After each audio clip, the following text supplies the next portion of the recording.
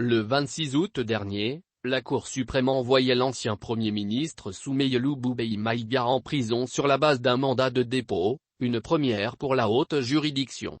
De ce jour à aujourd'hui, soit 70 jours, SBM comme on l'appelle communément croupit en prison sans avoir jamais rencontré un juge.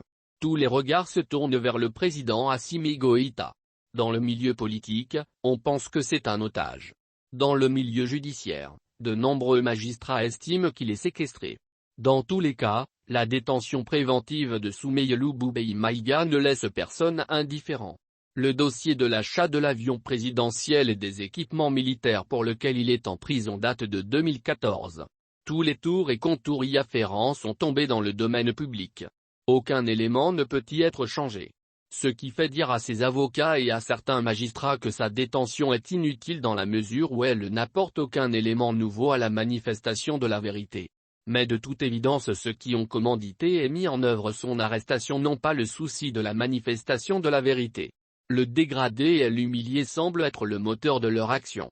La preuve, ils sont restés insensibles à toutes les sollicitations afin de le sortir des conditions difficiles de détention et le mettre en résidence surveillée au besoin. À notre connaissance, presque tous les chefs d'État de l'Afrique de l'Ouest ont directement appelé le président Assimi Goïta qui leur a fait la promesse de le libérer. La CEDEAO a mentionné son cas dans 2 de ses résolutions. Des personnalités, hors de l'Afrique, ont publiquement souhaité qu'il soit mis fin à ce qui ressemble à une détention arbitraire et politique. Ici au Mali, les autorités traditionnelles et religieuses, toutes tendances confondues, ont demandé au président Goïta de favoriser la relaxe de SBM. L'ensemble du corps diplomatique présent au Mali a entrepris le président Assimi Goïta en faveur de SBM. La MINUSMA s'est investie pour obtenir sa libération à titre humanitaire pour son suivi médical.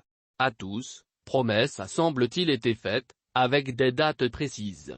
À l'arrivée, force est de constater qu'aucune promesse n'a été tenue. Les demandes de libération, outre le caractère discutable sur le plan judiciaire, reposent sur les craintes d'une dégradation de la santé de SBM. Les conditions de détention, jamais appliquées au Mali à une personnalité de son rang, l'exposent à toutes sortes de maladies. Aujourd'hui, il partage le dortoir avec 89 personnes dans une promiscuité qu'il est loisible d'imaginer. Ses avocats ont même sollicité une assignation à résidence pour lui permettre d'être dans un environnement sécurisé pour le suivi de son état de santé et où il sera de toute façon à la disposition permanente de la Cour. Les juges de la Cour suprême ont commencé à écouter Madame Bouharé Fili Sissoko.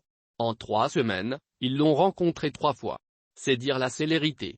Comme nous l'avons écrit plus haut, tous les regards se tournent vers le président Assimi Goïta qui semble détenir la clé de cette affaire, avec SBM devenu un prisonnier encombrant.